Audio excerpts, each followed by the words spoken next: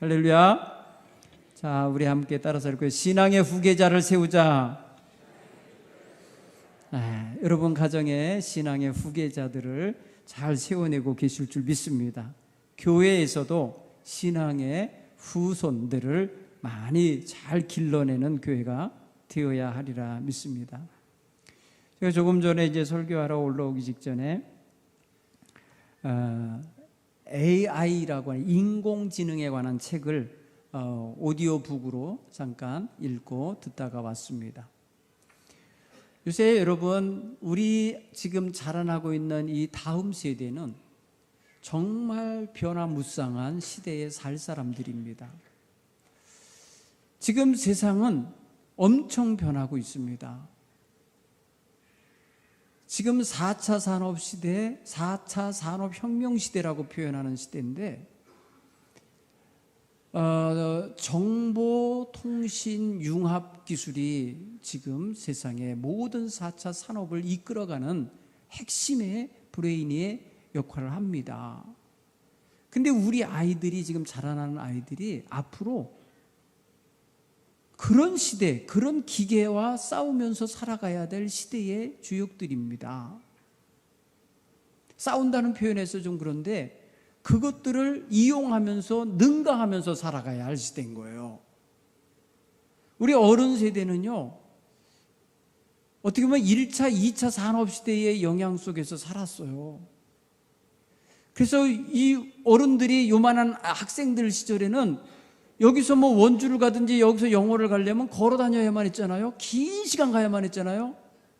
하루 반나절 동안 갔다가 거기서 일 보고 반나절 동안 걸어와야 되던 시대였잖아요. 지금 아이들은 안 그래요. 지금은 방 안에서 업무를 다 봐요.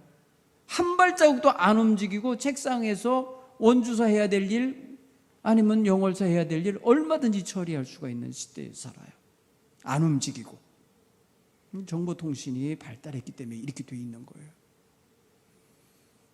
어느 학자는 말합니다. 향후 5년 후에 지구상에 일자리 20억 개가 사라질 거다. 20억 명이 지금 먹고 사는 직업이 없어질 거라. 그렇게 말을 해요. 2025년까지 아직 생기지 않은 직업이 한 70% 될 거랍니다. 그러니까 아직 등장하지 않은 직업들이 있는 거예요.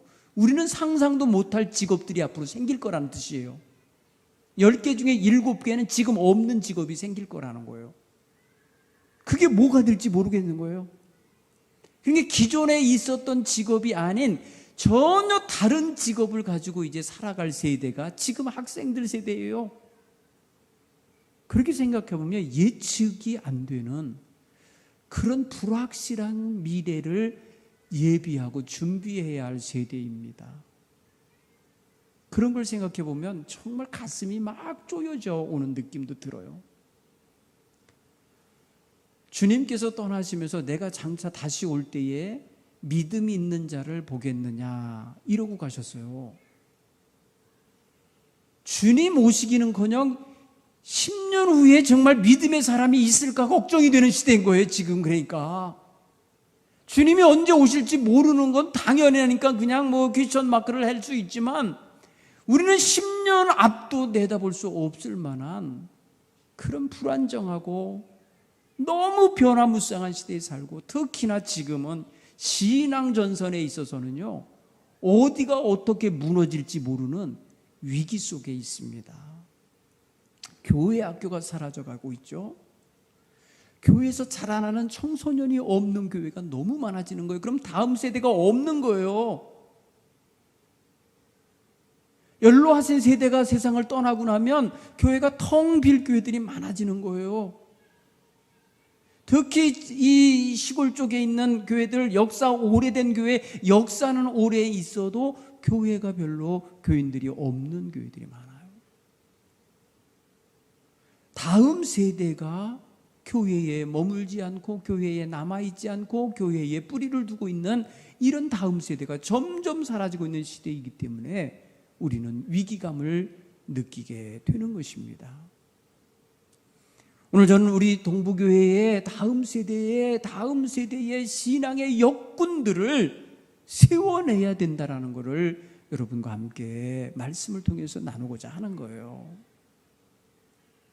한 세대 다음에 어떤 일이 벌어질 걸 모르는 거는 당연한 거예요. 지금은 이제요. 한 세대라 그러면 3, 40년 후인데요. 3, 40년 후에 어떻게 될 거를 어떻게 지금 진단하겠어요.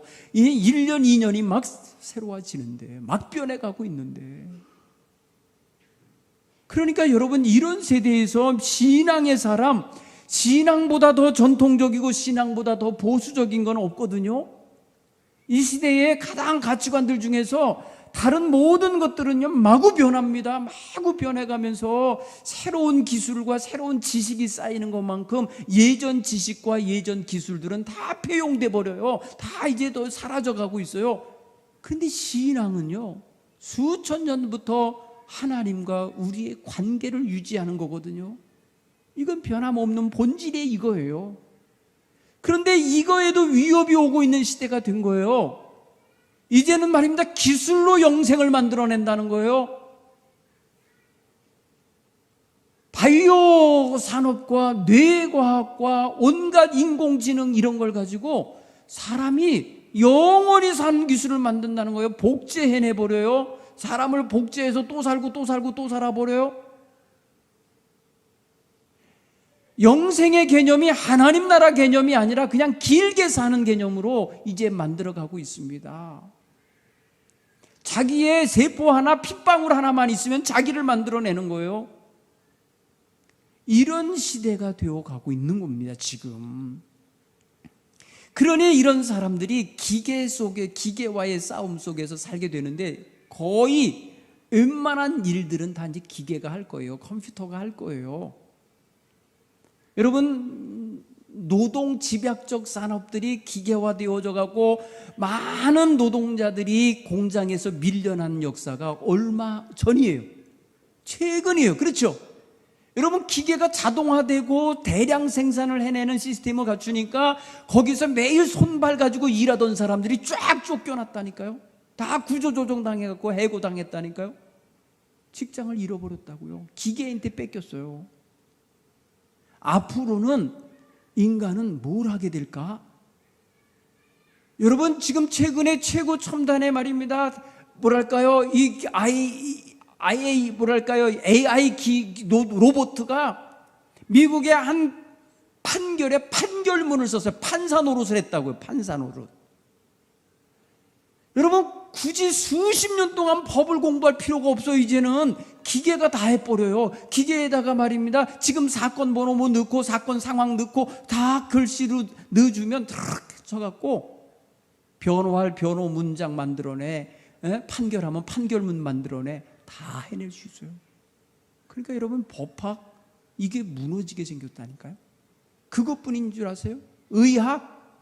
의사들보다 컴퓨터가 더 정확하게 진단을 한다는 거예요.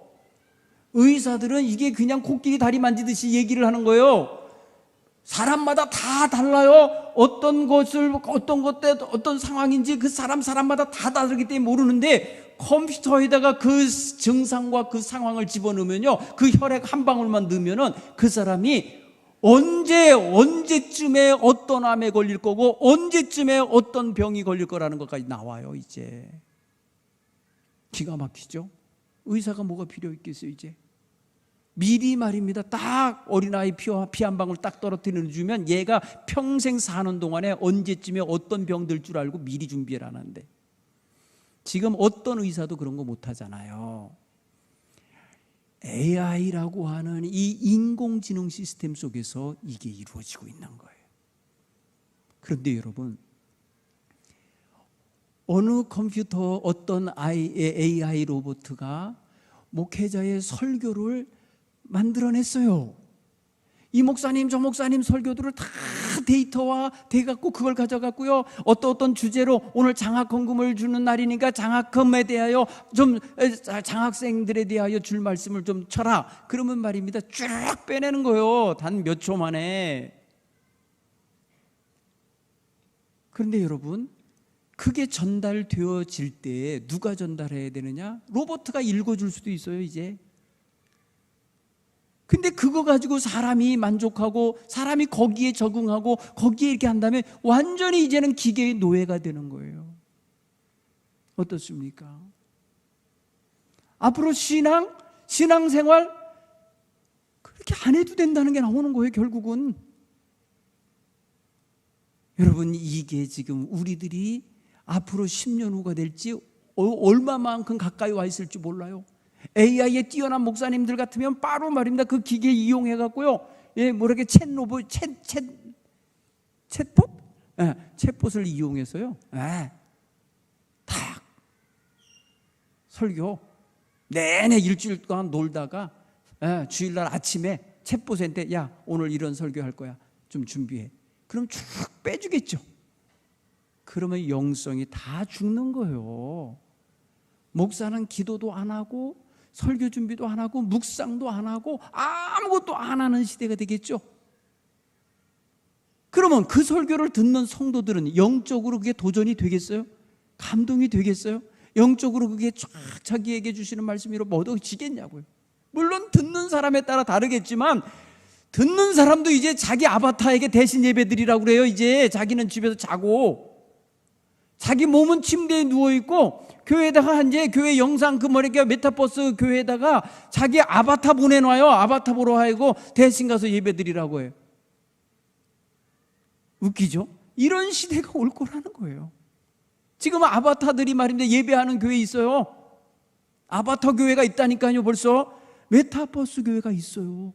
메타버스 세계 속에서 서로 모르는데 말입니다. 서로 말입니다. 캐릭터 가지고 와가지고 예배 드리고 있어요. 거기 말입니다. 다 부서 있고요. 거기서 성경 공부도 하고 거기서 지금 말입니다. 자기네들 교제하고 있어요. 여러분, 우리가 지금 제천에 앉아서 여기 오프라인에서 예배 드리고 있어서 모르지 메타버스 세계에 들어가면 이미 아바타들 예배가 있다고요. 여러분, 왜 젊은이들이 교회를 떠날까요? 교회 예배 현장에 없을 이유가 있어요. 다른 걸로 만족할 게 너무 많아. 그리고 얼마든지 가능해. 여기 앉아서 미국에 있는 목회자의 목사 설교도 듣고 그 예배에 참여할 수도 있어. 여러분, 이번 코로나 3년 동안에 우리가 줌으로 예배도 해보고 영상으로 예배를 해본 걸 해봤잖아요. 맛보기를 해봤잖아요. 이미 그것이 세팅이 된 거예요. 달라지고 있다니까요. 오후 예배 비는 거 보세요. 안 와요. 이제 한번 나간 사람 들어오려면 엄청 힘들여서 데려와야 돼요. 이제 여러분, 이게 뭘 말해주겠어요? 점점 세상화 되어 가는 거예요. 이런 시대에 신앙의 후계자를 세우는 문제 고민하지 않을 수가 없는 거예요. 그렇죠? 고민하지 않을 수 없어요. 지금 말입니다. 교회를 차세대의 교회를 이끌어가야 될 교회 신학생들, 교회의 신학교에서 공부해야 되는 신학생들이요, 예배당에 와서 봉사하는 것보다 편의점에 가서 알바하는 게 더 낫다는 거예요. 전도사로서 교회에 와서 기도하면서 아이들을 부대끼면서 눈물을 흘리며 이러면서 목회를 준비해야 될 사람들이 편의점 알바하고 바코드 찍고 앉아 있다고요. 바코드 찍으면서 거기서 돈 버는 게 더 좋다는 거예요. 그런 사람들이 때 돼갖고 도서관에 앉아서 시험 봐갖고 목사 자격증을 딴다? 그래서 목회를 한다? 여러분, 완전히 영성이 죽어버린 거예요. 교회는 뻔한 거예요. 그런 사람이 목회하고 있는 교회는.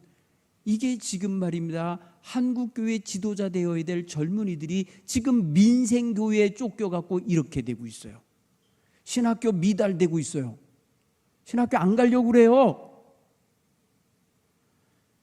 뭘 말해주는지 보이죠? 여러분, 성도님들 자녀들 때문에 고민 많아요. 교회를 안 나와요. 자식들이 교회에 나오질 않아요. 곁에 같이 살아도 교회 안 나와요. 엄마나 갔다 오라는 거야, 아버지나 갔다 오라는 거야. 안 나오죠. 그러면 뻔한 거예요.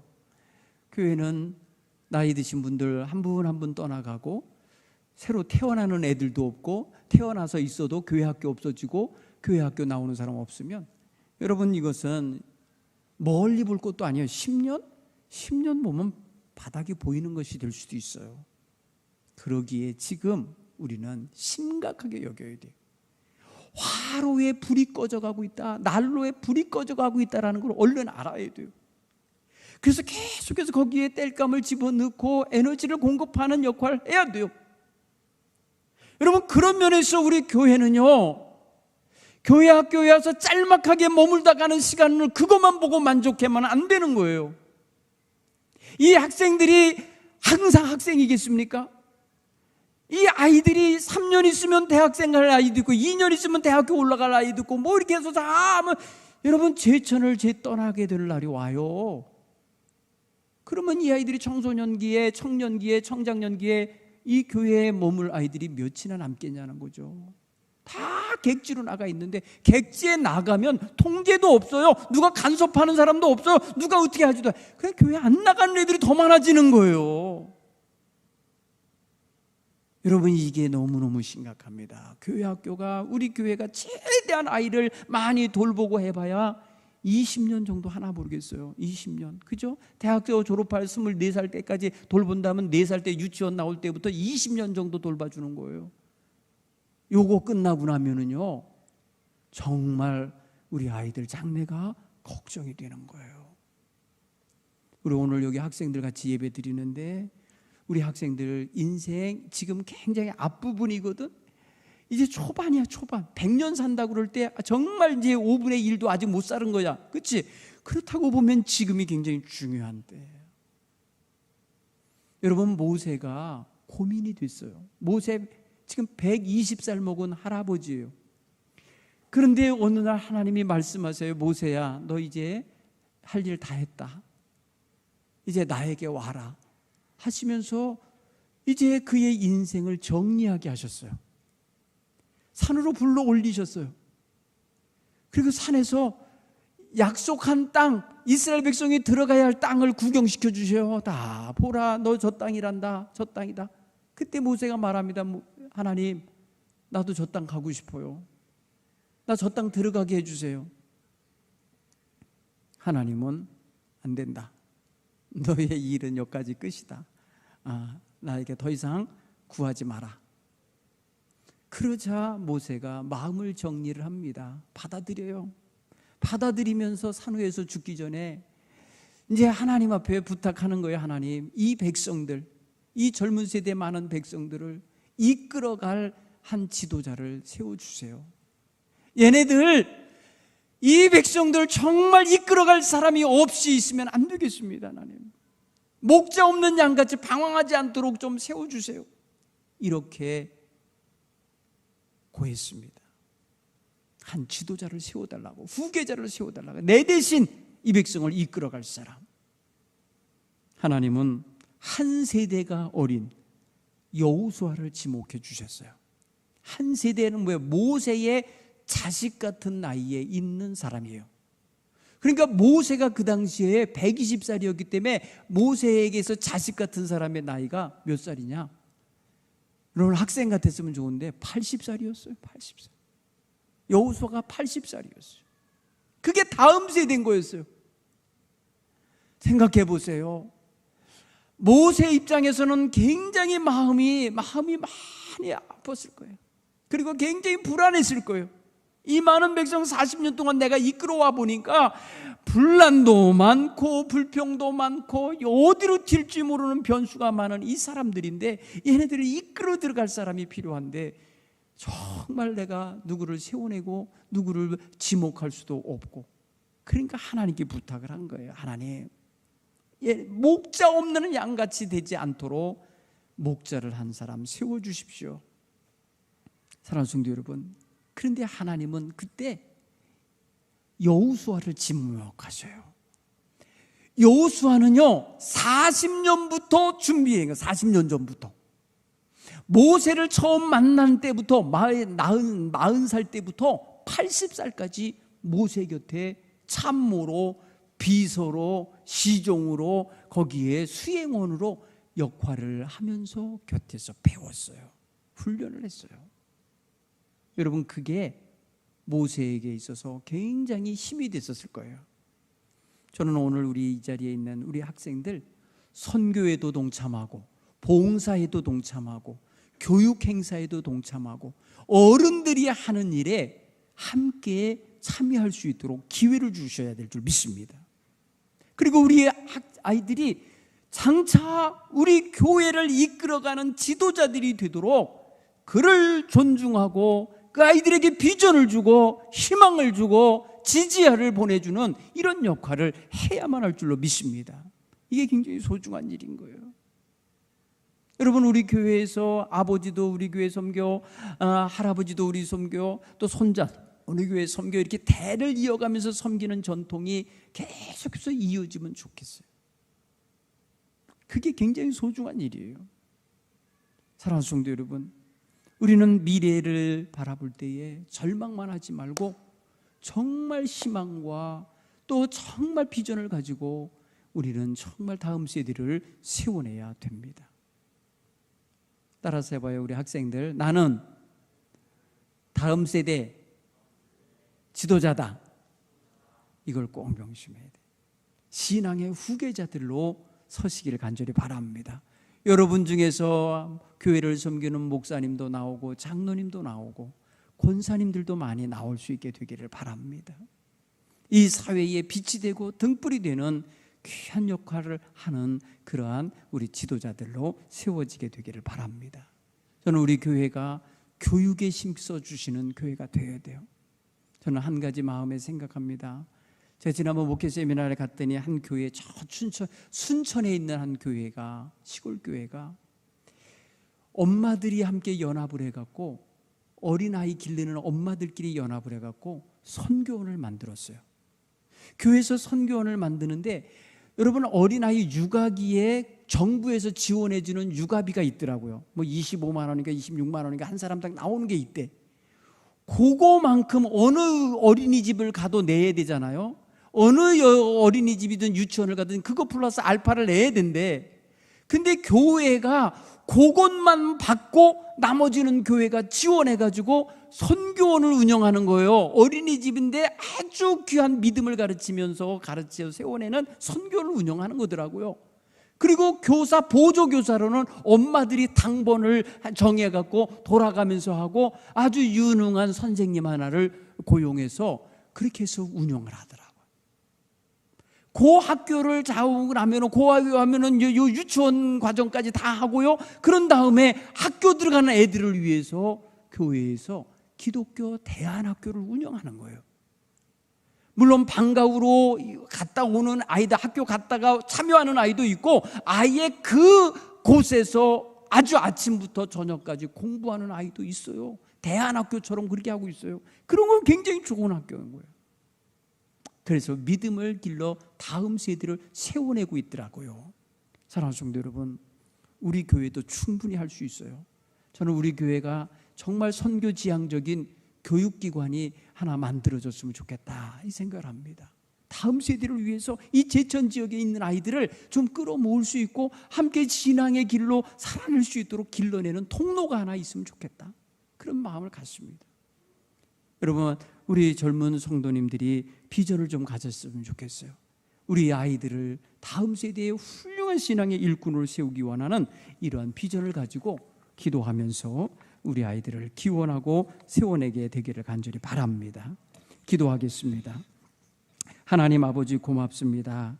우리에게 신앙의 후계자를 세워야 할 사명이 있사오니 하나님 그 사명 잘 감당할 수 있는 성도들 되고 교회가 되도록 도와주시옵소서. 이 시간 하나 우리 학생들이 태국 단기 선교를 다녀왔습니다. 이제 보고할 때 하나님 기쁘게 받아주시옵소서. 예수님 이름으로 기도하옵나이다. 아멘.